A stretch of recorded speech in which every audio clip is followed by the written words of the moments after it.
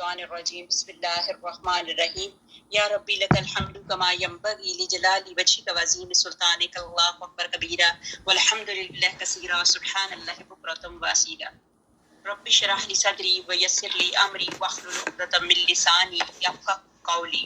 شروع کرتی ہوں اللہ کے نام سے جو بڑا مہربان نہایت رحم کرنے والا ہے۔ ہم پڑھ رہے ہیں انشاءاللہ تعالیٰ سپارہ نمبر 5 سورت نساء، سورت النساء کا سورت نمبر 4 اور انشاءاللہ تعالیٰ اللہ کے حکم سے آیت نمبر 24۔ شروع کرتی ہوں اللہ کے نام سے جو بڑا مہربان اور نہایت رحم کرنے والا ہے۔ اور حرام کی گئی شوہر والی عورتیں مگر وہ جو تمہاری ملکیت میں آ جائیں۔ اللہ تعالیٰ نے یہ کام تم پر فرض کر دیے ہیں۔ ان عورتوں کے سوا اور عورتیں تمہارے لیے حلال کی گئی ہیں کہ اپنے مال کے مہر سے تم ان سے نکاح کرنا چاہو، برے کام سے بچنے کے لیے، نہ کہ شہوت رانی کرنے کے لیے۔ بس جن سے تم فائدہ اٹھاؤ انہیں ان کا مقرر کیا ہوا مہر دے دو، اور مہر مقرر ہو جانے کے بعد تم آپس کی رضامندی سے جو طے کر لو اس میں تم میں کوئی گناہ نہیں۔ اللہ تعالیٰ علم اور حکمت والا ہے۔ اور تم میں سے جس کسی کو آزاد مسلمان عورتوں سے نکاح کرنے کی پوری وسعت اور طاقت نہ ہو تو وہ مسلمان لونڈیوں سے جن کے تم مالک ہو اپنا نکاح کر لیں۔ اللہ تعالیٰ تمہارے اعمال کو بخوبی جاننے والا ہے۔ تم سب آپس میں ایک ہی تو ہو، تو ان کے مالکوں کی اجازت سے ان سے نکاح کر لو، اور قاعدے کے مطابق ان کے مہر ان کو دو وہ پاک دامن ہوں۔ مطلب یہ ہے کہ ان سے نکاح کر لو اور قاعدے کے مطابق ان کے مہر ان کو دو، وہ پاک دامن ہو، نہ اعلانیہ بدکاری کرنے والیاں، نہ خفیہ آشنائی کرنے والیاں۔ جب یہ لونڈیاں نکاح میں آ گئیں پھر اگر بے حیائی کا کام کریں تو انہیں آدھی سزا ہے اس سزا کی جو آزاد عورت پر ہے۔ مطلب یہ بتایا کہ لونڈی کو جو ہے وہ آدھی سزا ہے اور آزاد عورت کو ڈفرنٹ مطلب پوری سزا ہے۔ کنیزوں کے نکاح کا یہ حکم تم میں سے ان کے لیے ہے جنہیں گناہ اور تکلیف کا اندیشہ ہو، اور تمہارا ضبط کرنا بہت بہتر ہے، اور اللہ تعالیٰ بڑا بخشنے والا، بڑی رحمت والا ہے۔ یہاں پہ ان عورتوں سے نکاح کے احکام بتائے گئے کہ خامد والی عورتیں اور بیویاں، ان کے متعلق بات کی جا رہی ہے۔ نکاح کے احکام کے متعلق یہ بتایا کہ یعنی خامدوں والی عورتیں بھی حرام ہیں۔ مطلب یہ ہے کہ جن عورتوں کی شادیاں ہوئی ہیں وہ خامد والی عورتیں ہیں، وہ بھی حرام ہے۔ پیچھے ہم نے بتایا پھوپھیاں اور آپ کی وہ جتنی کون سی حلال ہیں وہ سارے کا سارا ہم نے بتایا، لیکن اب اللہ سبحانہ تعالیٰ کیا بتا رہے ہیں، خامدوں والی عورتیں بھی حرام ہیں۔ ہاں، کفار کی جو عورتیں میدان جنگ میں قید ہو کر تمہارے قبضے میں آئیں تو ایک حیض گزرنے کے بعد وہ تم پر حلال ہیں۔ مطلب ان کا ایک حیض گزر جائے تو اس کے بعد وہ حلال ہیں، اس سے پہلے نہیں۔ مسند احمد میں ہے کہ حضرت ابو سعید خدری رضی اللہ تعالیٰ عنہ سے روایت ہے کہ جنگ اوطاس میں قیدی عورتیں آئیں جو خامد والیاں تھیں، تو ہم نے نبی اکرم صلی اللہ علیہ وآلہ وسلم سے ان کے بارے میں سوال کیا، جس کی بابت یہ آیت اتری اور ان سے ملنا حلال کیا گیا۔ یہ ترمذی، ابن ماجہ اور صحیح مسلم وغیرہ میں بھی یہ حدیث موجود ہے۔ الحمدللہ۔ آگے اللہ تعالیٰ بتاتے ہیں، صحیح مسلم حدیث میں ہے کہ معبد جہنی رضی اللہ تعالیٰ عنہ سے مروی ہے کہ فتح مکہ کے غزوہ میں وہ حضرت صلی اللہ علیہ وآلہ وسلم کے ساتھ تھے۔ آپ نے ارشاد فرمایا، اے لوگو، میں نے تمہیں عورتوں سے متع کرنے کی رخصت دی تھی، یاد رکھو بے شک اللہ تبارک تعالیٰ نے اسے قیامت تک کے لیے حرام کر دیا گیا۔ متع آپ کو پتہ ہے زیادہ یہ شیعہ لوگوں میں ابھی بھی چلتا ہے، استغفر اللہ، جبکہ یہ یہاں پہ ان دنوں میں تھا، لیکن اس کے بعد نبی پاک حضرت محمد مصطفیٰ صلی اللہ علیہ وسلم نے اس کو حرام کر دیا، اور حرام کر دیا جس کے پاس اس قسم کی کوئی عورت ہو اسے چاہیے کہ اسے چھوڑ دے، اور تم نے جو کچھ انہیں دے رکھا ہو اس میں سے ان سے کچھ نہ لو، مگر ان عورتوں کو اگر کچھ دے رکھا ہوا ہے تو اس کے متعلق بتایا۔ اس کے متعلق نکاح اور متاع کی حرمت کا کافی ڈیٹیل سے بیان ہے، اور اس میں کچھ ایسی باتیں بھی ہیں جو کرنا ایزی نہیں ہے۔ یہاں پہ انشاءاللہ تعالی خالی لیڈیز کی محفل ہو تو اس میں ہم سمجھا سکتے ہیں۔ آزاد عورت سے نکاح کی استطاعت نہ ہو تو لونڈی سے نکاح کر لیا کرو، یہ اللہ تعالیٰ کا حکم آیا۔ ہاں، اگر کسی لونڈی کی مالکہ کوئی عورت ہو تو اس کی اجازت سے اس لونڈی کا نکاح وہ کرائے جو عورت کا نکاح کرا سکتا ہے، کیونکہ حدیث میں ہے کہ عورت کا نکاح نہ کرائے نہ عورت اپنا نکاح کرائے، وہ عورتیں زناکار ہیں جو اپنا نکاح آپ کرتی ہیں۔ اس کے متعلق پہلے ہم ڈیٹیل کر چکے ہیں۔ مسند احمد میں ہے کہ آپ صلی اللہ علیہ وآلہ وسلم نے فرمایا جب یہ نفاس سے فارغ ہو تو اسے 50 کوڑے لگانا ہے۔ یہ کن کی باتیں بتائی ہیں؟ جو خدا نخواستہ گندے کام اور غلط والے کام کرتی ہیں، ان کے متعلق بتایا۔ عبداللہ بن عیاش بن ابی ربیعہ مخزومی رحمۃ اللہ فرماتے ہیں کہ ہم چند قریشی نوجوانوں کو حضرت عمر فاروق رضی اللہ تعالیٰ عنہ نے امارت کی لونڈیوں میں سے کوئی ایک پر حد جاری کرنے کو فرمایا۔ ہم نے انہیں زنا کی حد میں 50 کوڑے لگائے۔ یہ جو گندی عورتوں کے متعلق بات کی جاتی ہے، یعنی زناکار عورت اور زناکار مرد ہر ایک کو 100 کوڑے مارو۔ اور جیسے حدیث میں ہے کہ حضور اکرم صلی اللہ علیہ وآلہ وسلم فرماتے ہیں میری بات لے لو، میری بات سمجھ لو، اللہ تعالیٰ نے ان کے لیے راستہ نکال دیا اگر دونوں جانب غیر شادی شدہ ہیں۔ اب یہاں پہ غیر شادی شدہ، اگر لڑکی اور لڑکا دونوں غیر شادی شدہ ہیں تو 100 کوڑے اور 1 سال کی جلا وطنی، اور اگر دونوں طرف شادی شدہ ہیں، پہلے غیر شادی شدہ کی بات بتائی گئی، اب وہ کیا کہتے ہیں غیر شادی شدہ کی پہلے بات بتائی گئی، اب شادی شدہ کی بات بتائی گئی کہ اگر دونوں طرف شادی شدہ ہیں تو 100 کوڑے اور پتھروں سے رجم کر دینا۔ یہ حدیث مسلم شریف کی ہے۔ استغفر اللہ، اتنا یہ کام ناپسندیدہ ہے کہ اس کے متعلق کیسی کیسی وعیدیں اور کیسی کیسی احادیث آئی ہیں۔ حضرت ابو ہریرہ رضی اللہ تعالیٰ کی سے مروی ہے کہ حضرت صلی اللہ علیہ وسلم نے اس زانی کے بارے میں جس کی شادی نہیں ہوئی تھی حد مارنے اور 1 سال دیس نکالا دینے کا حکم فرمایا تھا۔ یہ بخاری کی حدیث میں نے آپ کے سامنے پڑھی۔ تھوڑی سی مشکل ہیں یہ باتیں، اور اللہ سبحانہ تعالیٰ ہم لوگوں کے لیے آسانیاں عطا فرمائے۔ اور اس کے لیے بھی آپ کو پتہ ہے نا، جس نے گناہ کیا اور اس گناہ کو کرتے ہوئے 4 گناہ مطلب 4 وہ ہوں شہادت دینے والے، تو پھر اس کے اوپر یہ حدیں جاری ہوتی ہیں۔ آیت نمبر 26 اللہ تعالیٰ چاہتا ہے کہ تمہارے واسطے خوب کھول کر بیان کرے۔ دیکھیں یہ اللہ سبحانہ تعالیٰ نے یہی بتایا کیسے کیسے اللہ سبحانہ تعالیٰ نے آیتیں کھول کھول کے بیان کی۔ نکاح کے بارے میں بتایا، طلاق کے بارے میں بتایا، بچے کو دودھ پلانے کے بارے میں بتایا۔ اگر بچہ کو دودھ پلایا جا رہا ہے اور ماں اور باپ دونوں کی آپس میں انڈرسٹینڈنگ نہیں ہوتی، ختم ہو گیا، طلاق ہو گئی، تو پھر اس کے بارے میں بتایا گیا کہ اگر عورت اپنی مرضی سے دودھ پلاتی ہے تو اس کو وہ پلا سکتی ہے، لیکن اس کے اوپر زور زبردستی نہیں کیا جا سکتا۔ یہاں پہ یہ بھی بتایا گیا کہ اگر عورت اس بچے کو دودھ پلانے کے لیے کوئی اس کا نانف کا خرچہ لیتی ہے تو وہ بھی اس کو اجازت ہے۔ اللہ سبحانہ تعالیٰ دیکھیں عورتوں پہ کتنے مہربان ہیں۔ اب یہاں پہ اللہ سبحانہ تعالیٰ نے یہی کہا کہ میں تو ہر چیز کو کھول کھول کے بیان کرتا ہوں، کون کون سی بیویاں، کون کون سی آپ کے لیے بیویاں بنانے کے لیے حلال ہیں اور کون کون سی حرام ہیں۔ پھر کیا کیا بتایا کہ کس کس کے ساتھ آپ شادی کر سکتے ہو۔ پہلے زمانے میں کیا ہوتا تھا، پہلے زمانے کے بعد اب کے زمانے میں نبی پاک حضرت محمد مصطفیٰ صلی اللہ علیہ وسلم نے کس طریقے سے بتایا۔ اللہ نے کتنی آسانیاں کر دی۔ اب دیکھیں کسی گھر میں سسرال والے اتنے سخت ہوتے ہیں، اگر ایک ہی گھر میں 2 بہنیں، ایک آدمی کے ساتھ 2 بہنیں شادی کے لیے نکاح کے لیے اجازت اس زمانے میں دی جاتی تو کتنا مشکل ہوتا۔ بیچارے ماں باپ بھی پریشان ہوتے اور وہ کیا کہتے ہیں لڑکی بھی پریشان ہوتی کہ اسی لڑکی کی اگر اسی کی بہن اس کے شوہر کے ساتھ آ کے رہتی تو کتنا گھر میں مسئلہ بن جاتا، کتنا مشکل ہو جاتا۔ تو اللہ تعالیٰ نے کتنی آسانیاں کی کہ یہ ہمارے مذہب میں اللہ کا شکر کہ ایک نکاح ایک بندے کے ساتھ 2 سگی بہنیں ایک ٹائم پہ نہیں رہ سکتی۔ کبھی کبھی ایسا بھی ہوتا ہے کہ شوہر اتنے سخت ہوتے ہیں، اتنے سخت مزاج ہوتے ہیں کہ وہ اپنی بیوی پہ اتنا پریشر ڈال کے وہ کہہ سکتے تھے کہ دوسری اگر نہ بھی چاہے تو اس کو زبردستی اپنے نکاح میں لے کے آتے۔ لیکن میں اللہ تعالیٰ کے قربان جاؤں، جب آیتیں کھولتے ہیں اللہ تعالیٰ نے خود بھی تو کہہ دیا، جیسے ابھی یہ آیت پڑھی، اللہ تعالیٰ چاہتا ہے کہ تمہارے واسطے خوب کھول کر بیان کرے اور تم سے پہلے نیک لوگوں کی راہ چلائے اور تم پر اپنی رحمت لوٹا دے۔ اللہ تعالیٰ پورے علم اور حکمت والا ہے اور اللہ تعالیٰ چاہتا ہے کہ تمہاری توبہ قبول کرے۔ دیکھیں اللہ سبحانہ تعالیٰ نے خود ہی کہا واللہ یرید ان یتوب علیکم، کہ میں اللہ تعالیٰ کہتے ہیں کہ میں چاہتا ہوں کہ تمہاری توبہ مطلب قبول کرے۔ اللہ چاہتا ہے کہ وہ ہماری توبہ قبول کرے، اور جو لوگ خواہشات کے پیرو ہیں وہ چاہتے ہیں کہ تم اس سے بہت دور ہٹ جاؤ۔ اللہ تعالیٰ چاہتا ہے کہ تم سے بالکل تخفیف کر دے، کیونکہ انسان کمزور پیدا کیا گیا. اللہ کو پتہ ہے انسان جو ہے ضعیف ہے, کمزور ہے, انسان سے غلطیاں ہو جاتی ہیں, ایک دم خواہش اس طرح اوپر آ جاتی ہے بندے کے اوپر, نفس اتنا موٹا ہو جاتا ہے بندے کے اوپر آ کے کہ بندے سے غلطیاں ہو جاتی ہیں. لیکن اللہ سبحانہ تعالیٰ نے کہا کہ میں توبہ کو قبول کرنے والا ہوں. اللہ تعالیٰ کے احکام میں سختی نہیں. اللہ تعالیٰ جو ہے بڑے رحمان ہیں, بڑے رحیم ہیں.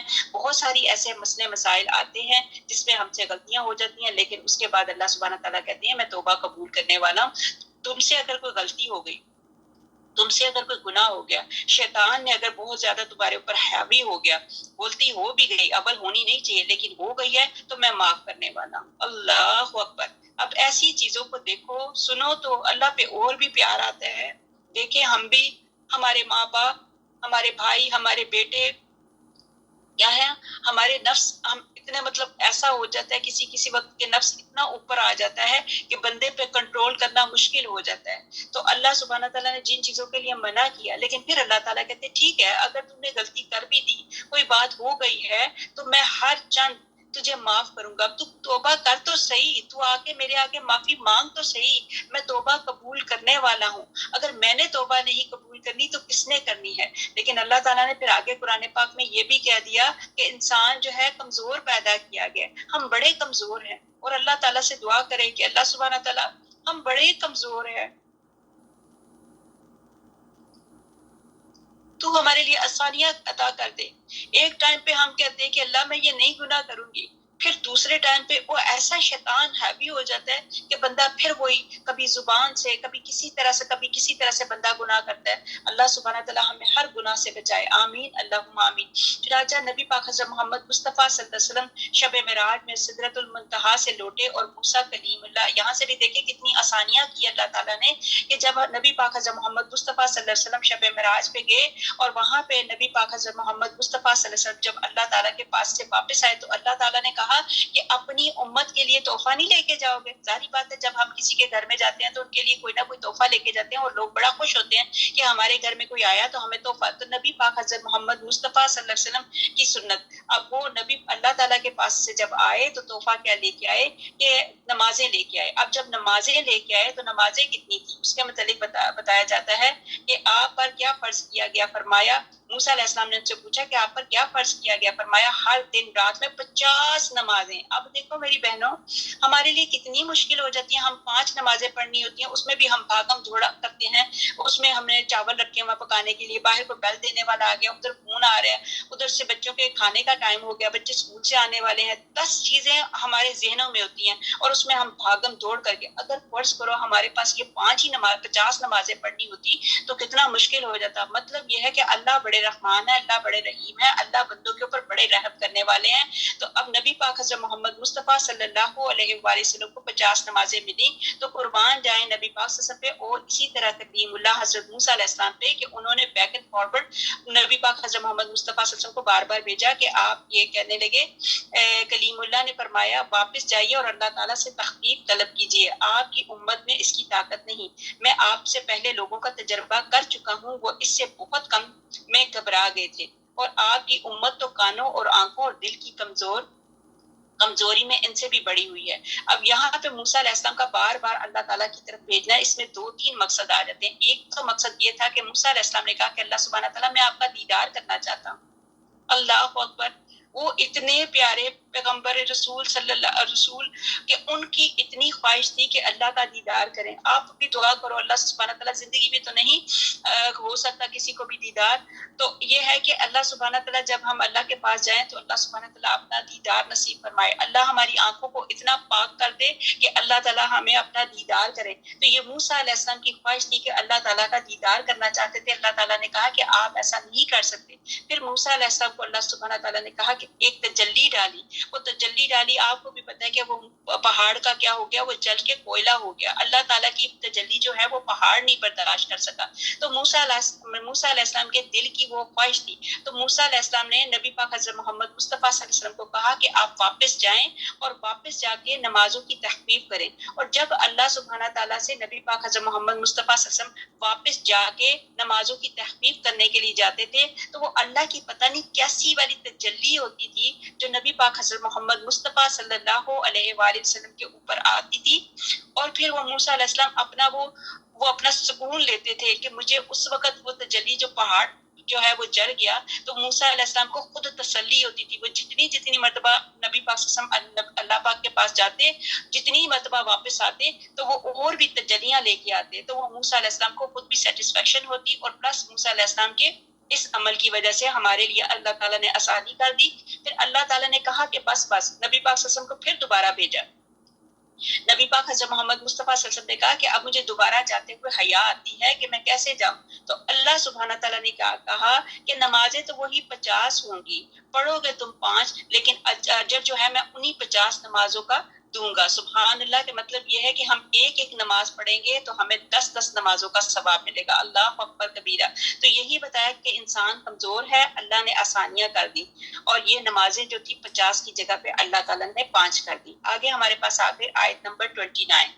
اے ایمان والو، مت کھاؤ اپنے پاس کے مال ناجائز طریقے سے، مگر یہ کہ ہو خرید و فروخت تمہاری آپس کی رضامندی سے، اور اپنے آپ کو قتل نہ کرو، یقیناً اللہ تعالیٰ تم پر نہایت مہربان ہے. اللہ تعالیٰ بار بار خود کہہ رہے ہیں نا کہ میں تمہارے اوپر مہربان ہوں، میں تمہارے اوپر مطلب رحم کرنے والا ہوں. پھر آگے اللہ کہتے ہیں اور جو شخص کرے گا یہ سرکشی اور ظلم سے تو ان قریب ہم اس کو داخل کریں گے آگ میں، اور وہ اللہ تعالیٰ پر بالکل آسان ہے. بے شک اسی لیے تو کہتے ہیں اللہ سبحانہ تعالیٰ سے ہمیشہ دعا کرو کہ اللہم حاسبنا حسابا یسیرا، کہ اللہ سبحانہ تعالیٰ ہمارے حسابوں میں آسانی عطا فرما دے. تو اللہ تعالیٰ کے لیے کوئی چیز مشکل نہیں، اللہ تعالیٰ جو چاہے کر سکتا ہے. اور یہ ظالموں کے متعلق اللہ تعالیٰ نے کہا کہ مجھے کوئی مشکل نہیں ہے، میں جب چاہوں تمہیں آگ میں بھی ڈال سکتا ہوں. استغفر اللہ ربی من کل ذنب واتوب الیہ فاغفر لی.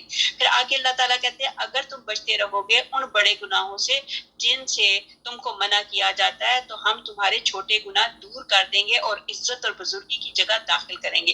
یہاں پہ جو بہت بڑے بڑے گناہ ہیں ان کے متعلق بتایا جا رہا ہے کہ اگر ان سے تم اوائڈ کرو گے اور ان کو اپنے سے دور کر لو گے، تو میں تمہارے جو چھوٹے کہتے ہیں نا کبیرہ اور صغیرہ گناہ، تو جو تمہارے کبیرہ گناہوں سے تم توبہ کرو گے، کبیرہ گناہوں سے منع ہو جاؤ گے، تو میں تمہارے چھوٹے چھوٹے جو صغیرہ گناہ ہیں وہ بھی معاف کر دوں گا. اب بہت ساری چیزیں ہوتی ہیں جو کہتے ہیں نا وہاں سے اگر یہ کام کرو گے تو اللہ تعالیٰ تمہارے گناہ معاف کرے گا.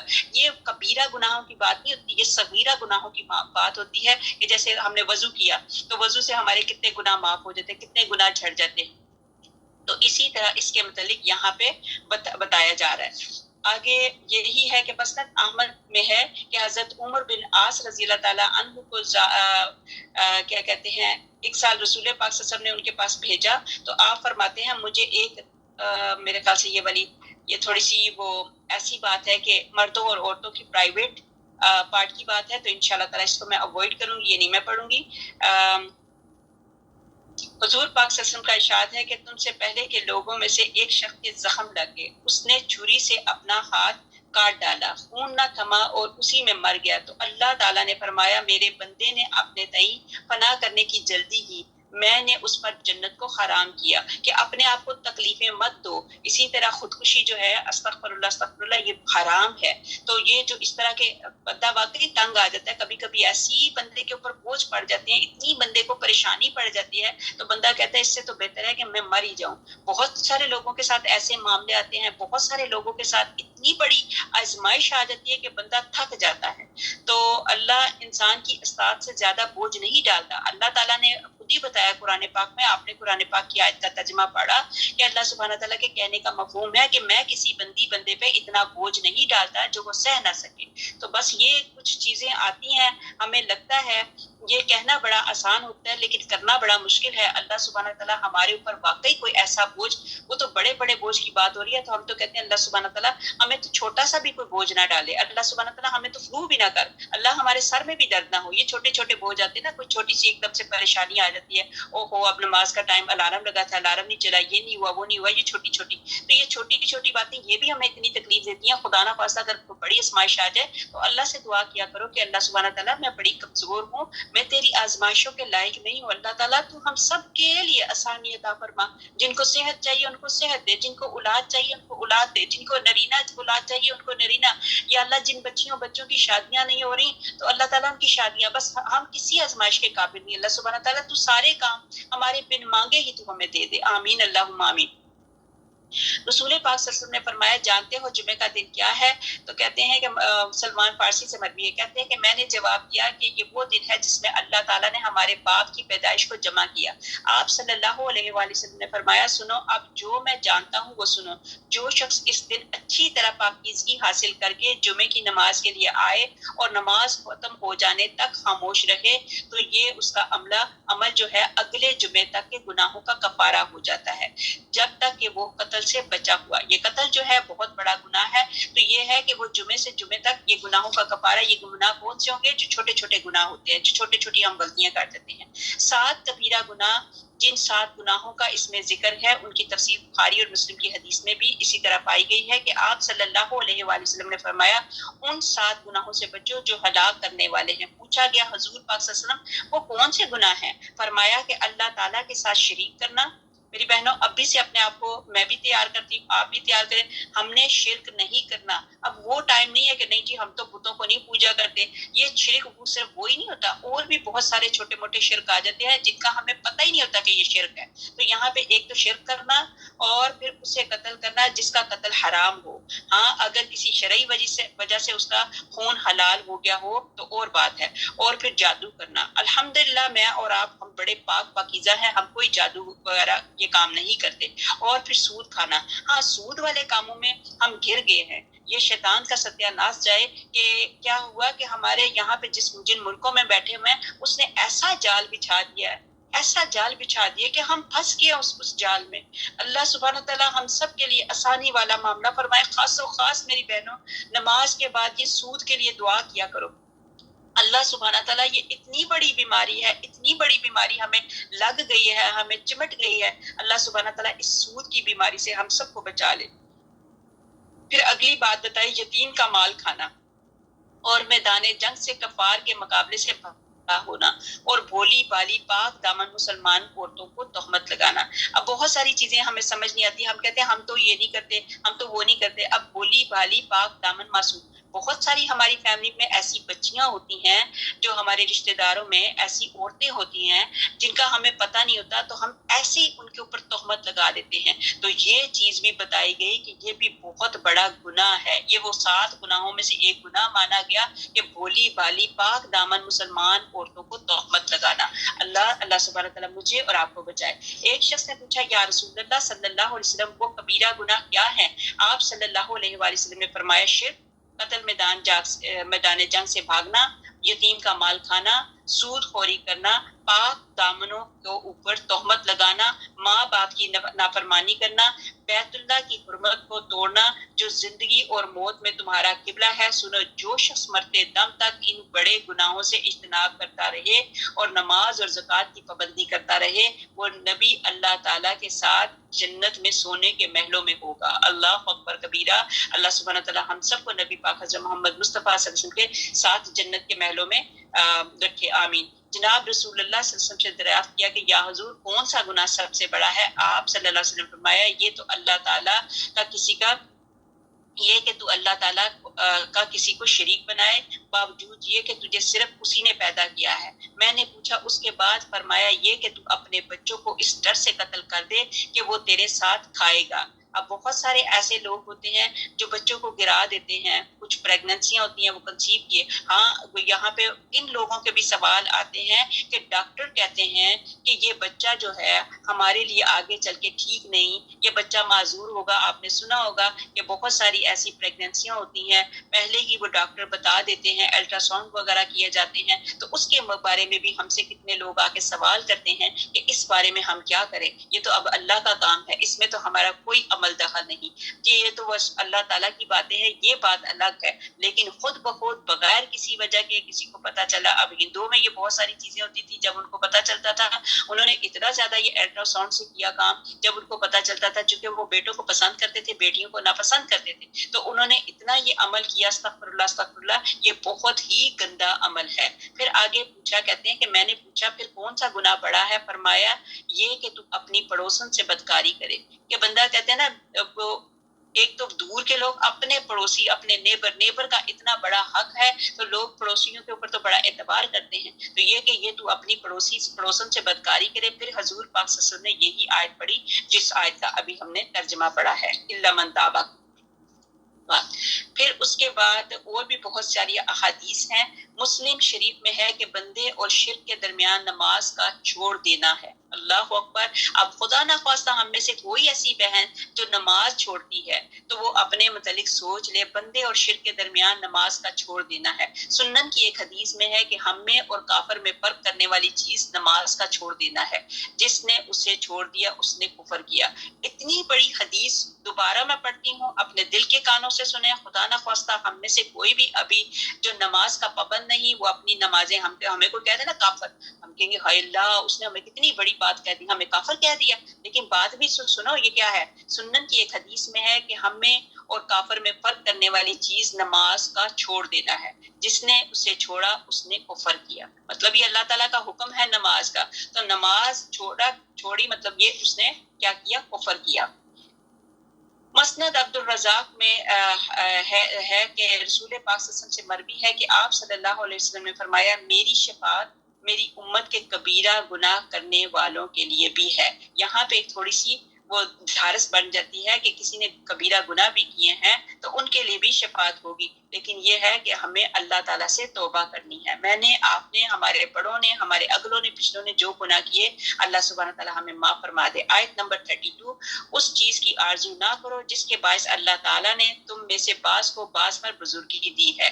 مردوں کا حصہ ہے جو ان کا کیا دھرا ہے، اور عورتوں کے لیے حصہ ہے جو انہوں نے کیا. اور اللہ تعالیٰ نے اس کا فضل اور اللہ تعالیٰ سے اس کا فضل مانگتے رہو. یقیناً اللہ تعالیٰ ہر چیز کا جاننے والا ہے. یہاں پہ اللہ سبحانہ تعالیٰ نے خود کہہ دیا کہ میرے سے فضل مانگتے رہا کرو. یقیناً اللہ تعالیٰ ہر چیز کا جاننے والا ہے. اللہ تعالیٰ ہر چیز کو جانتے ہیں، چاہے مونس ہے چاہے مذکر ہے، کہ جو بھی انہوں نے کیا اس کا اللہ تعالیٰ نے ان کو واپس دینا ہے. عورتیں مردوں کے شانہ بشانہ چلنے کی بجائے اللہ تعالیٰ کا فضل تلاش کریں.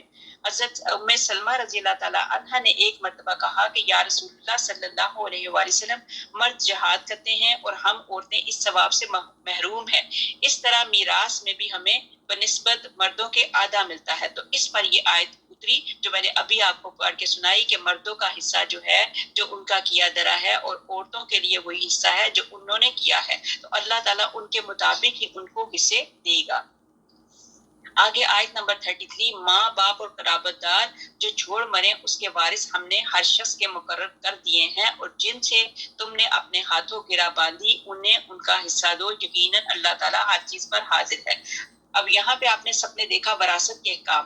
ہم نے پیچھے سارا پڑھا کہ ماں کا کتنا حصہ ہے، بیٹی کا کتنا حصہ ہے، بیٹے کا کتنا حصہ ہے، شوہر کا کتنا حصہ ہے، اسی طرح جو مر جاتے ہیں ان کے لیے کتنا کتنا حصہ ہے. یہ ساری تفصیل ہم نے پیچھے پڑھی.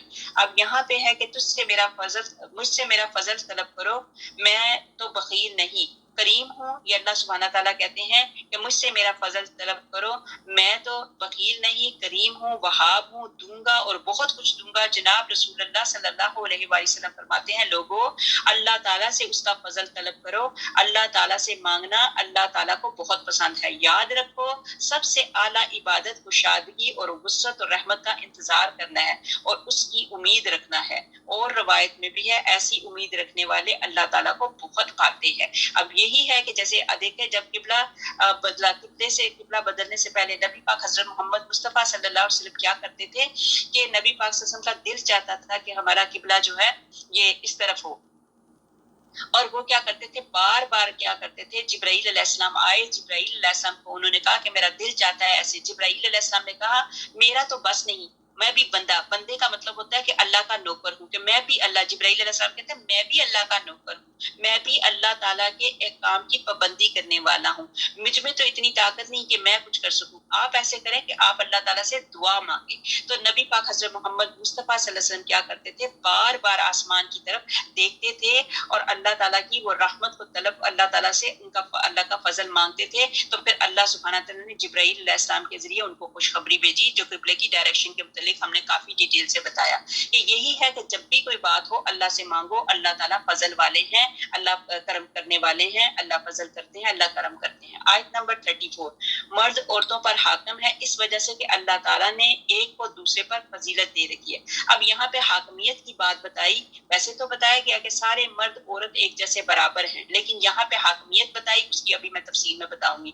مرد عورتوں پر حاکم ہے اس وجہ سے کہ اللہ تعالیٰ نے ایک کو دوسرے پر فضیلت دے رکھی ہے، اس وجہ سے کہ مردوں نے اپنے مال خرچ کیے ہیں، بس نیک عورتیں فرما بردار خامن کی عدم موجودگی میں بحفاظت الہی نگہداشت رکھنے والیاں ہیں، اور جن عورتوں کی نافرمانی اور بدماغی کا تمہیں خوف ہو انہیں نصیحت کرو اور انہیں الگ بستروں پر چھوڑ دو اور انہیں مار کی سزا دو، پھر اگر وہ تابعداری کرنے لگے تو ان پر کوئی راستہ تلاش نہ کرو، بے شک اللہ تعالیٰ بڑی بلندی اور بڑی بڑائی والا ہے۔ یہ آیات ایسی زبردست ہیں کہ یہاں سے ان آیتوں کو سن کے کچھ لوگ جو مطلب بہت زیادہ پھول گئے کہ دیکھیں ہم نے قرآن پاک میں پڑھا ہے کہ قرآن پاک میں بتایا گیا ہوا ہے کہ مرد قوام ہے۔ قوام کا مطلب یہ نہیں ہے کہ مرد عورتوں کے اوپر ہاتھ ہی اٹھانا شروع کر دے، اس کا وجہ کچھ اور ہے۔ وجہ یہ ہے کہ وہ لا کے اپنا وہ اتنی محنت کرتے ہیں، باہر جاتے ہیں، کماتے ہیں، لیکن اب تو اللہ کا کرم ہے کہ اب عورتیں بھی بیچاری اتنی محنت کرتی ہیں۔ اللہ تعالیٰ ہم سب کے لیے آسانیاں عطا فرمائے۔ ان عورتوں کے لیے نہیں ہے جو یہ تو وہ نگہداشت وغیرہ رکھنے والی ہیں، لیکن جو عورتیں نافرمانی کرتی ہیں اور بددماغی کرتی ہیں، مطلب اپنے خامن کی حکم عدولی کرتی ہیں اور اپنی کیا کہتے ہیں اپنی عزتوں کی حفاظت نہیں رکھتی، بد دماغ عورتیں ہیں، یہ ان کے لیے بتائی گئی کہ انہیں نصیحت کرو۔ اور ان کو ایک اتنا بڑا بتا دیا گیا کہ اگر کوئی عورت نہیں مانتی تو اللہ تعالیٰ نے یہ ایک عورت کے لیے بہت بڑی شرم کی بات ہوتی ہے، بڑی شرمناک بات ہے کہ اگر اس عورت کا شوہر اس کا مطلب اس کے بیڈ رومز کو چھوڑ کے الگ جا کے تو سوئے، تو یہ ایک عورت کے لیے بڑی تذلیل والی بات ہے، ذلت والی بات ہے کہ میرا ہسبینڈ میرے ساتھ سونا بھی نہیں پسند کرتا، میرے ساتھ بیڈ بھی نہیں شیئر کر رہا۔ تو یہ اللہ تعالیٰ نے ان کو سزا دینے کے لیے یہ چھوٹی چھوٹی باتیں بتائیں کہ تاکہ ان کو اپنی ذلت محسوس ہو اور وہ توبہ کر لیں اور وہ ٹھیک ہو جائے۔ تو پھر پہلے اللہ تعالیٰ نے یہی کہا کہ پہلے ان کو نصیحت کرو، مطلب اچھے طریقے سے، بڑے اچھے طریقے سے ان کو نصیحت کرو کہ جو یہ گندا کام کرتی ہیں، بددماغی کرتی ہیں، اس طرح والے کام جو نافرمانی کرتی ہیں، تو ان کو پہلے اچھے طریقے سے نصیحت کرو۔ اگر نصیحت سے پھر نہیں مانتی پھر ان سے اپنے بستر الگ کر لو، اگر وہ پھر بھی نہیں مانتی تو انہیں مار کی سزا۔ لیکن مار کی سزا کا مطلب یہ نہیں ہے کہ ان کو اتنا مار دو کہ ان کے جسموں کے اوپر نیل پڑ جائیں، اس کے لیے اللہ تعالیٰ نے منع فرمایا۔ نافرمان بیوی کو سمجھانے کے احکامات یہ سارے کے سارے بتائے۔ حضور اکرم صلی اللہ علیہ وسلم فرماتے ہیں وہ لوگ کبھی نجات نہیں پا سکتے جو اپنا والی کسی عورت کو بنائیں۔ اسی طرح یہ بتایا کہ یہ آیت ادب سکھانے کے لیے مرد عورتوں پر حاکم ہے۔ تو آپ صلی اللہ علیہ وسلم نے فرمایا میں نے اور چاہا تھا، اللہ نے اور چاہا۔ مطلب یہ تھا کہ خامنوں نے کیا کیا کہ خوب عورتوں کے منہ کے اوپر ان کے چہروں کے اوپر تھپڑ مارنے شروع کر دیے، تو ان کے چہروں کے اوپر نشان تک پڑ گئے۔ تو رسول اللہ صلی اللہ علیہ وسلم فرماتے ہیں بہتر عورت وہ ہے جب اس کا خامن اس کی طرف دیکھے اور اسے خوش کر دے، اور جب حکم دے تو وہ بجا لائے، اور جب کہیں باہر جائے تو اپنے نفس کو برائی سے محفوظ رکھے اور اپنے خامن کے مال کی محافظت کرے۔ اور پھر آپ نے اس آیت کی تلاوت فرمائی جو یہ تلاوت کی گئی ہے۔ تو یہاں پہ یہی بات بتائی گئی کہ عورت کا فرض بنتا ہے، عورت کا حق بنتا ہے کہ جب اس کا شوہر اس کی طرف دیکھے تو وہ اتنی خوبصورت طریقے سے، اتنے اچھے طریقے سے اس کی طرف دیکھے کہ مرد کا دل ہی اس کی طرف مو جائے۔ تو اسی طرح جب مرد گھر میں نہ ہو تو اپنی عصمت کی بھی حفاظت رکھے اور اس کی دی ہوئی چیزوں کا بھی خیال رکھے۔ ایک حدیث میں ہے کہ حضور پاک صلی اللہ علیہ وسلم نے فرمایا اللہ تعالیٰ کی لونڈیوں کو مارو نہیں۔ اس کے بعد ایک مرتبہ حضرت عمر فاروق رضی اللہ تعالیٰ عنہ آئے اور عرض کرنے لگے یا رسول اللہ صلی اللہ علیہ وآلہ وسلم، عورتیں آپ صلی اللہ علیہ وسلم کے اس حکم کو سن کر اپنے مردوں پر دلیر ہو گئی ہیں۔ اس پر حضور اکرم صلی اللہ علیہ وسلم نے انہیں مارنے کی اجازت دی۔ اب مردوں کی طرف سے دڑا دڑ مار پیٹ شروع ہوئی، تو پھر بہت سی عورتیں شکایت لے کر آئیں تو حضرت صلی اللہ علیہ وآلہ وسلم کے پاس آئیں تو آپ صلی اللہ علیہ وسلم نے ان لوگوں سے فرمایا سنو، میرے پاس عورتوں کی فریاد پہنچی ہے، یاد رکھو تم میں سے جو اپنی عورتوں کو زد و کوب کرتے ہیں وہ اچھے آدمی نہیں ہیں۔ مطلب نبی پاک حضرت محمد مصطفیٰ صلی اللہ علیہ وسلم نے ناپسندیدگی کا اظہار کیا کہ ایسا کرنا غلط ہے۔ آگے ہمارے پاس آگے آیت نمبر 35، اگر تمہیں میاں بیوی کی آپس کی انبن کا خوف ہو تو ایک منصف مرد والوں میں سے اور ایک عورت کی طرف والوں میں سے مقرر کرو. اگر یہ دونوں صلح کرنا چاہے یا کرانا چاہیں گے تو اللہ تعالیٰ دونوں میں ملاپ کرا دے گا. یقیناً اللہ تعالیٰ پورے علم والا اور پوری خبر والا ہے. یہاں پہ بتایا گیا کہ اللہ کا حکم پہلے، شوہر کا بعد میں. تو اسی طرح یہ جو ہے جب شوہر کوئی بات کرتا ہے تو شوہر کا کہنا مانے. اگر شوہر کا آپس میں ان دونوں کی انبن ہو جاتی ہے تو دونوں فیملیوں کی طرف سے بیچ میں سے بڑے جو ہے منصب جو ہیں وہ ان دونوں میں صلح کریں گے. صلح کرانا چاہیں تو اگر صلح کر رہے ہیں تو صلح میں برکت ہے. پھر اللہ سبحانہ تعالیٰ ہر چیز کو جانتا ہے. میاں بیوی کے جھگڑے میں ان میں یہی بتایا گیا کہ گھروں میں سے کوئی جو بڑے ہوں تو وہ بیچ میں آ کے ان دونوں کی صلح کریں، صلح کروا دیں، اور اس میں برکت بھی ہے. اللہ اکبر. آیت نمبر 36 آ گئی ہمارے پاس. اور اللہ تعالیٰ کی عبادت کرو اور اس کے ساتھ کسی کو شریک نہ کرو، اور ماں باپ سے سلوک اور احسان کرو، اور رشتہ داروں سے اور یتیموں سے اور مسکینوں سے اور قرابت دار ہمسایہ سے اور اجنبی ہمسایوں سے اور پہلو کے ساتھی سے اور راہ کے مسافر سے اور ان سے جن کے مالک تمہارے ہاتھ میں ہیں. اور یقیناً اللہ تعالیٰ تکبر کرنے والوں اور شیخی خوروں کو پسند نہیں فرماتا. یہاں پہ اللہ سبحانہ تعالیٰ نے ایک ایک کر کے گنتی کر کے بتا دیا کہ تمہارے سلوک اور احسان کے کون کون حقدار ہے. یتیم، رشتہ دار، مسکین، قرابت دار ہمسائے، اجنبی ہمسائے، مطلب جو پاس والے، اور پھر مسافر یا پھر تھوڑی دیر کے لیے بھی آپ کسی کے ساتھ بیٹھے ہیں ان کے ساتھ. یہ ان کے ساتھ ہمارا جو حسن سلوک وہ یہ بتایا گیا کہ اس کے مستحق کون کون ہیں. حضرت معاذ رضی اللہ تعالیٰ عنہ سے جناب رسول اللہ صلی اللہ علیہ وسلم فرماتے ہیں جانتے ہو اللہ تعالیٰ کا حق بندوں پر کیا ہے؟ آپ جواب دیتے ہیں کہ اللہ تعالیٰ اور اس کا رسول بہت زیادہ جاننے والے ہیں. آپ صلی اللہ علیہ وآلہ وسلم نے فرمایا یہ کہ وہ اسی کی عبادت کریں، اس کے ساتھ کسی کو شریک نہ کریں. پھر فرمایا جانتے ہو جب بندے یہ کریں تو ان کا حق اللہ تعالیٰ پر کیا ہے؟ یہ کہ انہیں وہ عذاب نہ کرے. پھر اسی طرح صلہ رحمی کے بھی متعلق بتایا گیا. پھر اسی طرح فرمایا گیا کہ اپنے رشتہ داروں سے بھی سلوک اور احسان کرتے رہو. حدیث میں ہے کہ مسکین کو صدقہ صرف صدقہ ہی ہے، لیکن قریبی رشتہ داروں کو دینا صدقہ بھی ہے اور صلہ رحمی بھی کرنا ہے. یہ عائزہ یہ فقیرنی کتنے عرصے سے آپ کے ساتھ ہے. میں نے کبھی یہاں پہ کسی سے کوئی چیریٹی وغیرہ اکٹھی نہیں کی. میں ہمیشہ کہتی ہوں کوئی کسی کو چیریٹی دینے سے پہلے اپنے رشتہ داروں کو سوچے کہ اول ہیش بعد درویش. جب آپ اپنے رشتہ داروں کو، اس گروپ میں کتنے لوگ آئے، کتنے لوگوں نے آ کے مجھے کہا کہ آپ تھوڑے سے پیسے اکٹھے کر کے دے دیں، فلاں بندے کو پرابلم ہے، فلاں بندے کو پرابلم ہے. میں نے کبھی ایسا نہیں کیا، چونکہ ہر بندے کے اپنی فیملی میں ہی ایسے مسائل ہوتے ہیں کہ آپ وہ سب سے پہلے وہ اس کا ثواب دگنا مل جاتا ہے. ایک تو آپ کو صدقہ دینے کا ثواب ملے گا، دوسرا آپ کو صلہ رحمی کا ثواب ملے گا. آپ اپنے رشتہ داروں کو ٹٹولیں، دیکھیں آپ کے رشتہ داروں میں ہی اتنے زیادہ لوگ ہوں گے کہ جو مطلب اس طرح کے مستحق ہوں گے. تو سب سے پہلے جو آپ کے حسن سلوک کے مستحق ہیں وہ آپ کے اپنے رشتہ دار ہیں. کہتے ہیں نا اول خیش بعد درویش. تو اللہ نے یہ بھی بتایا کہ عبادت کے ساتھ ہی ساتھ اللہ تعالیٰ نے کہا ماں باپ سے حسن سلوک اور احسان کرنے کا حکم دیا کہ سب سے پہلے حقدار جو ہوتے ہیں تمہارے ماں باپ، ان کے ساتھ حسن سلوک. پھر اس کے بعد پڑوسیوں کے حقوق احادیث کی روشنی میں بتایا گیا کہ پڑوسیوں کے کتنے حقوق ہوتے ہیں. پھر بعد میں بتایا بیوی، مہمان، مسافر، خادم وغیرہ سے حسن سلوک کیا کرو کہ ان کے ساتھ بھی اچھا سلوک کرو. قیامت کے دن سب سے پہلے جو جھگڑا اللہ تعالیٰ کے سامنے پیش ہوگا وہ دو پڑوسیوں کا ہوگا. کہ دو پڑوسی جو آپس میں لڑ رہے ہوں گے تو ان کے متعلق دو پڑوسیوں کا جھگڑا سامنے آئے گا. آپ صلی اللہ علیہ وآلہ وسلم فرماتے ہیں تمہارے غلام بھی تمہارے بھائی ہیں. اللہ تعالیٰ نے انہیں تمہارے ماتحت کر دیا ہے، بس جس کے ہاتھ تلے اس کا بھائی ہو اسے اپنے کھانے میں سے کھلائے اور اپنے پہننے میں سے پہنائے، اور ایسا کام نہ کرے کہ وہ عاجز ہو جائے. اگر کوئی ایسا ہی مشکل کام آ پڑے تو خود بھی اس کا ساتھ دے. پھر آگے جو لوگ خود بخیلی کرتے ہیں اور دوسروں کو بھی بخیلی کرنے کو کہتے ہیں، اللہ تعالیٰ نے جو اپنا فضل انہیں دے رکھا ہے اسے چھپا لیتے ہیں.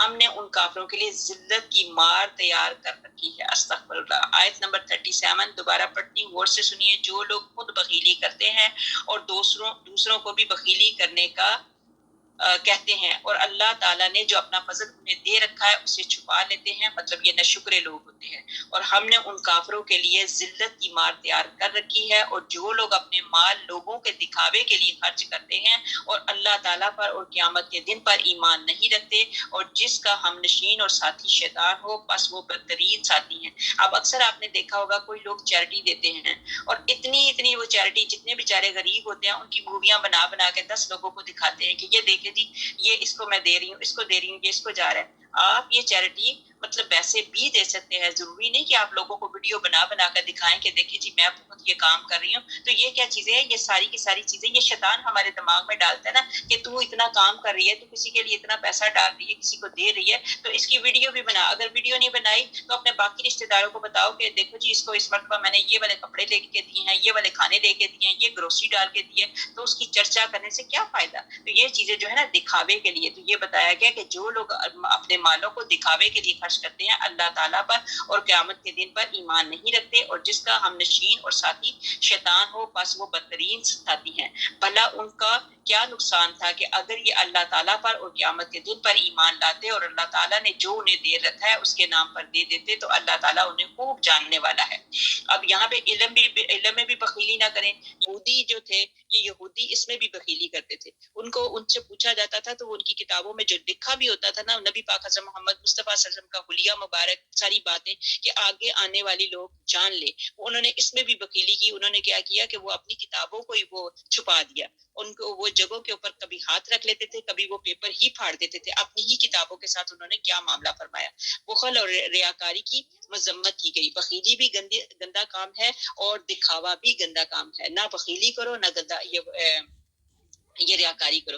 حضور پاک صلی اللہ علیہ وسلم سے سوال ہوتا ہے کہ عبداللہ بن جدعان تو بڑا سخی تھا۔ یہ پہلے بھی میں نے آپ کو یہ حدیث پڑھ کے سنائی تھی کہ یہ آدمی تھا، یہ بڑا سخی شخص تھا جس نے مساکین اور فقراء کے ساتھ بڑے سلوک کیے تھے، اور اللہ کے نام بہت سے غلام آزاد کیے، تو کیا اسے ان کا نفع ملے گا؟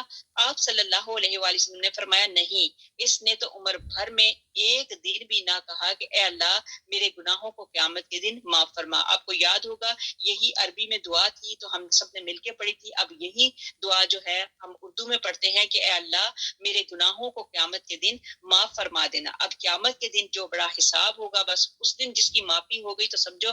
لیکن یہ جو تھا تو سخی، عبداللہ بن جدان بڑا سخی تھا، اس نے بہت سارے اچھے نیک کام کیے تھے، لیکن اس نے اللہ تعالیٰ سے کبھی بھی توبہ اور استغفار نہیں کیا تھا، یہاں تک کہ اس نے قیامت کے دن اب یہ کہہ دیتا کہ اللہ مجھے قیامت کے دن گناہوں سے معاف کر دینا، تو ہو سکتا ہے اللہ تعالیٰ معاف ہی فرما دیتے، لیکن میں اور آپ یہاں پہ بیٹھ کے کہتے ہیں اللہ ہمارے گناہوں کو قیامت کے دن معاف فرما دینا، کیونکہ وہ بہت بڑا ایگزام کا دن ہے کہ اللہ سبحانہ تعالیٰ اس دن پاس کر دے۔ بس دعا کیا کرو کہ اللہ سبحانہ تعالیٰ، آپ نے دیکھا ہوگا جب ہم کلاسوں میں ہوتے تھے، اسکولوں میں ہوتے تھے، تو ہم کہتے تھے دعا کرتے تھے، کبھی کبھی ایسا کچھ سبجیکٹ ہوتا تھا جو بڑا مشکل ہوتا تھا، اس کے لیے ہم دعا کرتے تھے کہ اللہ سبحانہ تعالیٰ ان دنوں میں 33 نمبر والا جو ہوتا تھا پاس ہوتا تھا، لیکن وہ سب سے ایک اینڈ والا 33 نمبر کے بعد اگر 32 نمبر بھی ہوئے تو وہ بندہ فیل ہو جاتا تھا۔